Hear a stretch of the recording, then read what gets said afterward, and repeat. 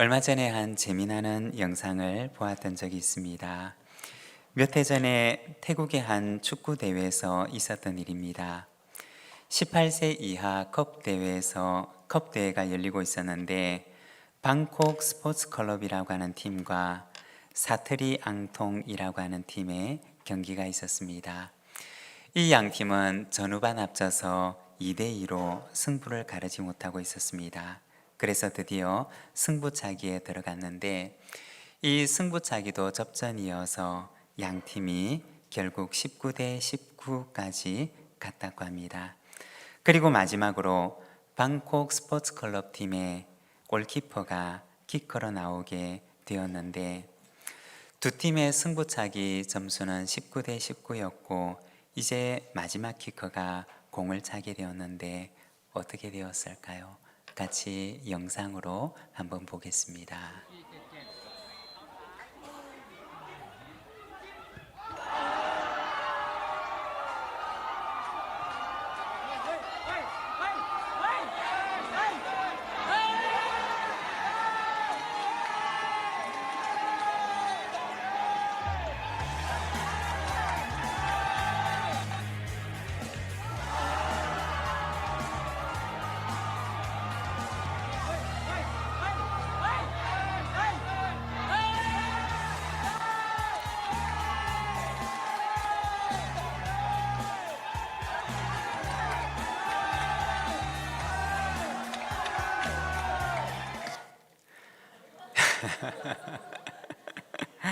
네, 마지막 키커였던 골키퍼가 강력한 왼발 슈팅을 날렸고 그만 공은 크로스바에 맞고 튕겨져 나오게 되었는데 공을 찼던 키커는 머리를 감싸고 낙담을 하고 골키퍼는 두 손을 들고 환호를 지릅니다. 그런데 튕겨 나갔던 공이 역회전이 걸려서 다시 골대 안으로 들어가는 일이 일어난 것입니다.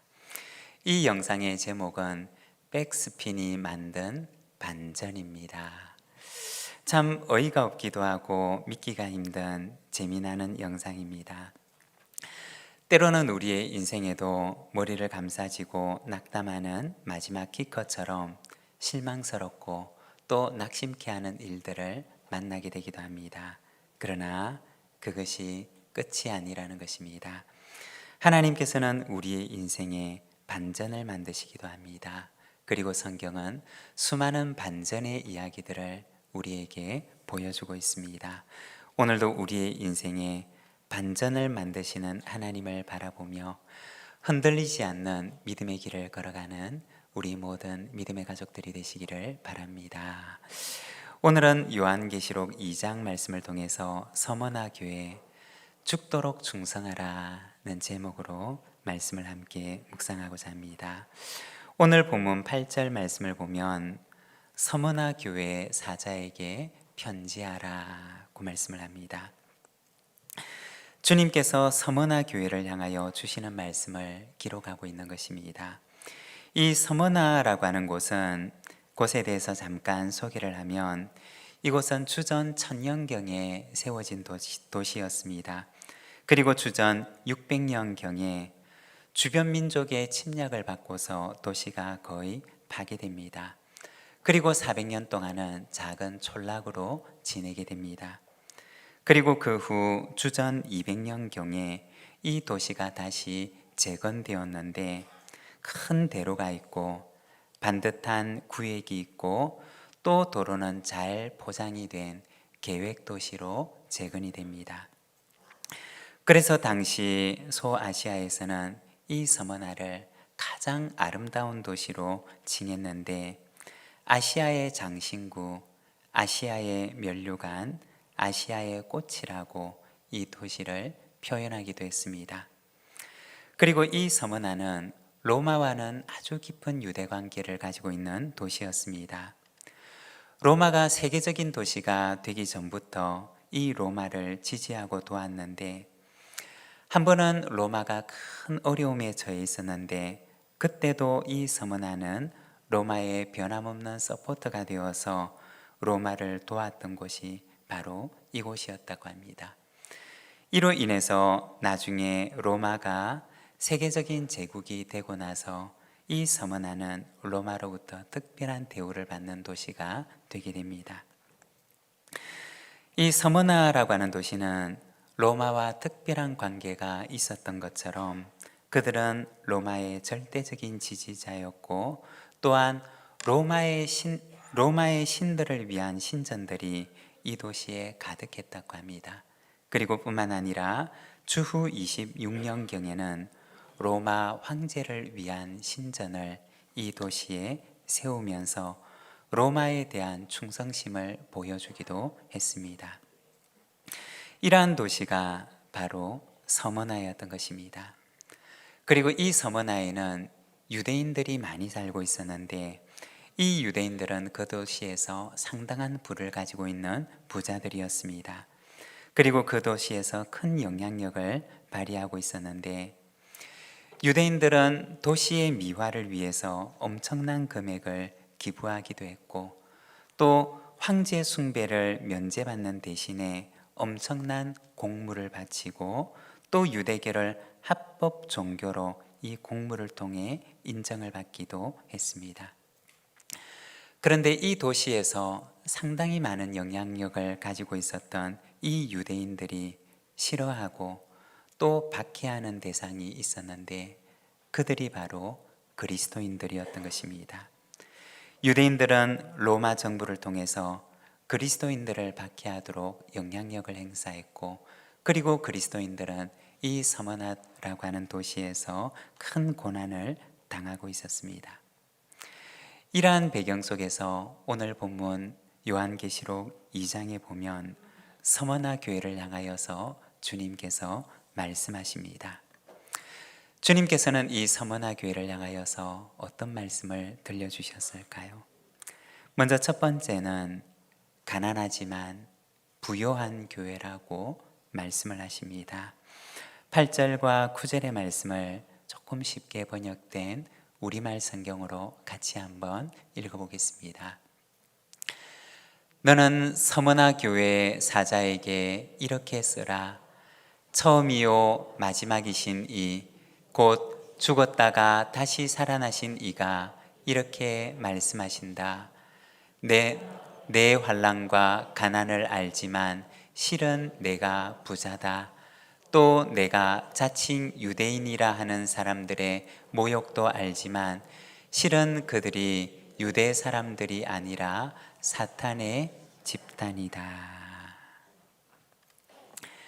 여기 보면 주님께서 서머나 교회를 향하여 말씀하시기를, 내가 너의 환난과 내가 너의 가난을 알고 있다 라고 말씀을 하십니다. 당시 서머나 교회 구성원을 이루고 있던 사람들은 그 도시의 신분이 제일 낮은 하층민에 속한 사람들이었습니다. 그 가운데는 종의 신분을 가진 사람들도 상당히 많이 있었습니다.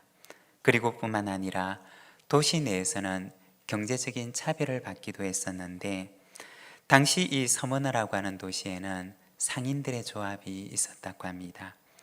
그런데 이 조합에서는 그들이 섬기는 수호신이 있었는데, 이 수호신을 섬기는 의무에 참여하지 않게 되면 불이익을 주었는데, 바로 이들과는 거래를 하지를 않았다고 합니다.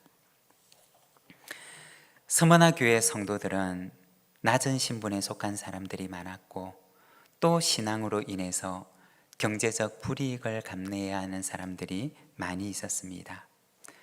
주님께서는 이러한 서머나 교회 성도들을 향하여서 주님께서 내가 너의 환난과 내가 너의 가난을 알고 있다 라고 말씀을 하셨습니다. 마태복음 5장 3절에 보면 심령이 가난한 자는 천국이 그들의 것이미요 라고 말씀하셨는데, 이들은 바로 예수로 인해 가난한 사람들이었던 것입니다. 하지만 육신으로는 가난했지만 그들의 영혼은 예수로 채우기를 원했던 사람들이었고, 가난하지만 그들 안에는 천국을 소유하고 있었던 이들이었습니다. 예전에 신학 수업을 받던 시절에 선교학 수업을 들었던 적이 있습니다. 그 당시 아시아 선교에 대한 역사를 들었었는데 참 인상 깊게 들었던 내용이 있습니다. 처음에 이 아시아 지역에서 복음이 전해질 때 선교사님들이 와서 중국에 들어가서도 복음을 전하고 조선에 들어와서도 복음을 전하고 또 일본에 가서도 복음을 전했다고 합니다. 이 선교사님들의 마음속에는 복음을 전하고 교회를 세우면서 이 교회들이 자립할 수 있도록 하는 목표를 가지고 도왔었는데 그 당시 이 세 나라 가운데 제일 가난했던 나라는 선교사님들의 눈에 바로 조선이었다고 합니다. 그리고 선교사님들의 마음속에는 가장 자립하기 어려운 나라가 바로 이 조선일 것이라고 생각을 했다고 합니다. 그런데 이 세 나라 가운데서 제일 먼저 자립교회가 되었던 곳이 어디였느냐? 바로 한국교회 조선이었던 것입니다. 그리고 이 교회들이 성장하면서 나중에 노회가 조직이 되는데 동노회라고 하는 최초의 노회가 처음 생기게 됩니다. 그리고 그 노회가 조직되고 나서 제일 먼저 했던 일이 바로 제주도에 선교사를 보내자라고 하는 것이었습니다. 그래서 처음으로 안수를 받았던 7명의 목사님 가운데 한 분인 이기풍 목사님을 제주도에 선교사로 보내기로 결정을 하게 됩니다. 그리고 1912년에는 장로교 총회가 처음으로 생겨나게 됩니다. 그리고 첫 번째 총회 때 이 총회는 특별한 의미 있는 결정을 하는데 바로 선교사를 파송하기로 결정을 합니다. 그리고 이듬해가 되었을 때 중국 산둥에 박태로, 사병순, 김영훈 3명의 선교사를 파송하는 결정을 하게 됩니다. 제일 가난했던 조선교회가 제일 먼저 자립하게 되었고 제일 가난했던 교회가 선교에 대해서는 제일 뜨거운 마음을 가지고 첫 노회를 조직하며 선교사 파송을 결정하고 첫 총회를 이루는 그날에 또 중국에 선교사를 파송하기로 결정을 했던 것입니다. 가난했지만 그러나 그들 안에는 예수께서 주시는 천국의 기쁨이 있었고 또 하늘의 부유함으로 가득했던 것입니다. 얼마 전에 어떤 분의 말씀을 듣게 되었습니다. 이분은 젊어서 호주 교회 후원을 받아서 신학을 공부하고 목회를 하게 되었다고 합니다. 그런데 나중에 법대에 가서 법대 대학 교수가 되셨는데 이분의 마음속에 젊은 날 호주 교회에서 신학 수업을 시켜주고 유학을 시켜주었던 마음의 빚을 늘 안고 살아가면서 최근에 책을 한 권 내게 되었는데 이분이 법학을 하는 가운데 이분의 전공이 소유권에 대한 내용이었다고 합니다. 그래서 성경에서 말하고 있는 이 소유에 대한 내용들을 가지고 이분이 책을 적었는데 행복한 소유라고 하는 책을 적었습니다. 이 책에 보게 되면 성경이 말하는 소유란 무엇인가 라고 이야기를 하는데 성경이 말하는 행복한 소유라고 하는 것은 바로 청지기의 마음을 가지는 것이라고 이야기를 합니다. 내 것이 아니라 하나님께서 나에게 맡기신 것이라고 하는 청지기의 마음을 가지는 것이 바로 성경적인 소유이고 행복한 소유라고 말하고 있는 것입니다. 많이 가졌다고 부유한 것이 아니라 가진 것이 적어도 청지기의 마음을 가지고서 작은 나눔을 실천할 수 있다면 그것이 바로 진정한 부유함인 것입니다. 그리고 두 번째, 주님께서는 이 서머나 교회를 향하여서 환난 중에도 충성된 교회라고 말씀을 하십니다. 우리 10절 말씀을 자막을 보면서 함께 봉독하겠습니다. 너는 고난 당할 것을 두려워하지 마라. 보라, 마귀가 너희 가운데 몇몇을 감옥에 집어넣을 텐데 너희가 10일 동안 핍박을 받을 것이다. 너는 죽도록 충성하여라. 그러면 내가 생명의 면류관을 내게 줄 것이다. 여기 보면 10일간의 환난을 당할 것에 대해서 말씀을 합니다.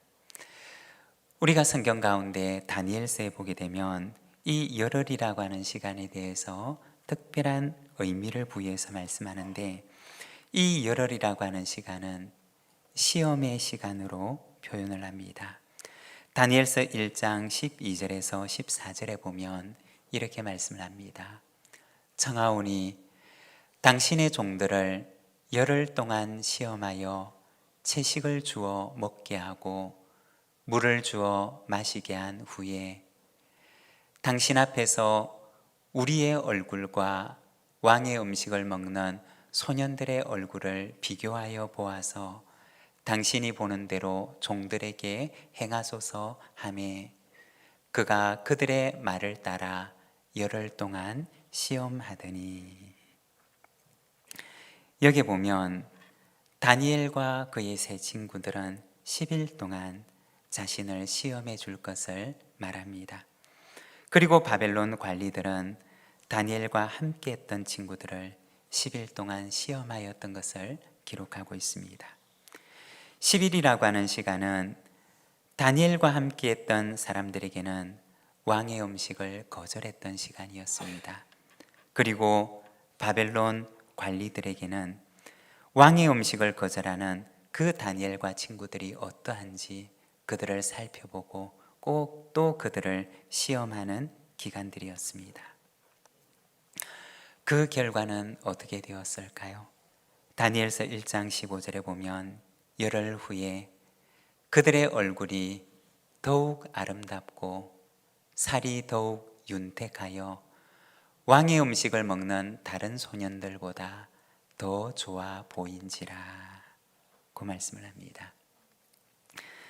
하나님 앞에서 뜻을 정하고 그 마음을 지켰던 다니엘과 그의 세 친구들을 하나님께서는 다른 모든 소년들보다 더 아름답고 더욱 윤택하게 하셨던 것을 보여줍니다.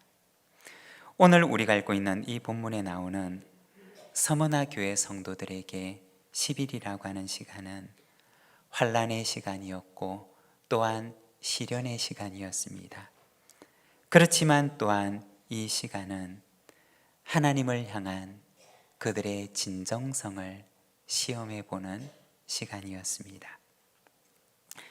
그런데 우리가 기억해야 할 분명한 것은 10일이라고 하는 시간은 어떻게 보면 긴 시간일 수도 있지만, 그러나 이 시간은 반드시 끝이 나는 시간, 그리고 제한되어져 있는 시련의 시간이라는 것입니다. 영원히 끝이 나지 않을, 끝이 보이지 않는 터널과 같은 시간이 아니라 반드시 끝이 존재하는, 그 구간을 지나고 나면 반드시 환한 빛이 보이고 있는 제한된 시험의 시간이라는 것입니다. 여러분, 때로는 하나님께서 우리의 진정성을 시험해 보시는 시간들이 있습니다. 그 시간은 누구에게나 고통스러운 시간입니다. 그렇지만 이 시간들을 통해서 하나님께서는 우리의 진정성을 확인해 보십니다. 그 시험의 시간에 하나님께서는 우리에게 무엇을 기대하시느냐?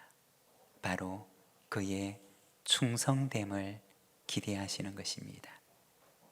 이 충성됨이라고 하는 말은 다른 말로 하게 되면 신실함을 의미하는 말입니다. 시련의 시간을 지나가면서 변함없이 하나님 앞에서 신실한 마음과 태도를, 하나님을 향한 충성됨을 여전히 지니고 있는지 하나님께서는 그를 지켜보신다는 것입니다. 여러분, 시험의 시간은 반드시 끝이 있습니다.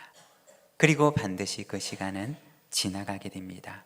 그러나 그 시험의 시간을 통해서 하나님께서는 우리를 지켜보고 계시는 것입니다. 그 시련의 시간에, 우리를 시련해 보는 그 시간에 다니엘과 같이 하나님 앞에 인정을 받는 저와 여러분의 삶이 되시기를 바랍니다. 그리고 세 번째, 주님께서는 서머나 교회를 향하여서 면류관에 합당한 교회라고 말씀을 하십니다. 10절 하반절 말씀을 우리 자막을 보면서 함께 봉독하겠습니다. 너는 죽도록 충성하여라. 그러면 내가 생명의 면류관을 내게 줄 것이다. 이 면류관은 여러 가지 의미로 주어졌습니다. 고대의 면류관은 어떤 경우에는 승리의 징표로 주어졌습니다. 올림픽과 같은 운동 경기에서 승리를 하게 되면 그 이긴 사람에게 월계수를 엮어서 면류관을 만들어 씌워 주었습니다. 그리고 또한 어떤 직무를 충성스럽게 끝낸 사람에게 임기를 마치게 되는 날 면류관을 씌워주기도 했다고 합니다. 그 의미는 그에게 주어진 직무를 끝까지 충성스럽게 잘 감당했다고 하는 의미입니다. 그리고 때로는 축제와 같은 곳에서 쓰이기도 했는데 이것은 기쁨의 의미로서 꽃으로 만든 화관을 그 머리에 씌워주기도 했다고 합니다.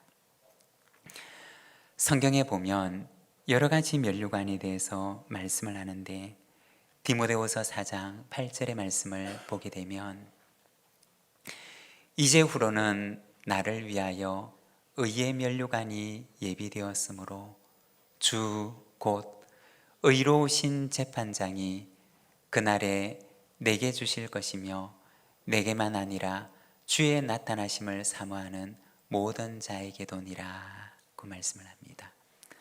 바울은 주님께서 그에게 씌워주실 의의 면류관을 기다리는 사람이었습니다. 데살로니가전서 2장 19절에 보면 우리의 소망이나 기쁨이나 자랑의 면류관이 무엇이냐? 그가 강림하실 때 우리 주 예수 앞에 너희가 아니냐? 라고 말을 합니다. 소망의 면류관, 기쁨의 면류관, 자랑의 면류관을 주님 앞에 써게 될 것을 말하고 있습니다. 그리고 베드로전서 5장 4절에서는 그리하면 목자장이 나타나실 때 시들지 아니하는 영광의 관을 얻으리라 고 말씀을 합니다. 사도 베드로는 목자장이 되신 주님께서 장차 나타나셔서 우리에게 영광의 면류관을 씌워주실 것임을 말합니다. 그리고 오늘 우리가 읽고 있는 이 본문에서는 주님께서 서머나 교회 성도들을 향하여 말씀하시기를 내가 생명의 면류관을 내게 주리라고 말씀을 하십니다. 직무를 충성되게 끝까지 잘 마친 사람에게 그 머리에 면류관을 씌워주는 것과 같이 죽도록 충성하며 충성됨을 끝까지 지킨 이에게 주님께서 그의 머리에 생명의 관을 씌워주실 것임을 말씀하셨던 것입니다. 여러분, 우리가 잘 시작하는 것도 중요하지만 그러나 우리에게 주신 직분을 끝까지 잘 마치는 것은 더욱 중요한 일입니다. 성경에 보면 사울 왕과 같은 이는 이스라엘의 첫 번째 임금으로 기름 부음을 받았던 사람이었습니다. 그는 참 잘 시작하였던 왕이었습니다. 그러나 그의 마지막은 아름답지를 못했습니다. 솔로몬 왕도 참 잘 시작하였지만 그러나 잘 마치지는 못했던 사람이었습니다. 여러분, 우리는 주님께서 오시는 날까지 충성되고 신실함으로 우리에게 주신 직분을 끝까지 잘 감당하는 저와 여러분이 되시기를 바랍니다. 서문화 교회처럼 가난하지만 부유한 교회, 환난 중에서도 충성된 교회, 그리고 면류관을 써기에 합당한 교회가 되어서 주님 오시는 날까지 충성됨으로 신실함으로 주님을 맞이하는 우리 부산진 교회와 우리 모든 믿음의 성도들이 되시기를 바랍니다. 오늘 우리에게 주신 말씀을 생각하며 우리 함께 응답의 기도로서 하나님 앞에 나가겠습니다.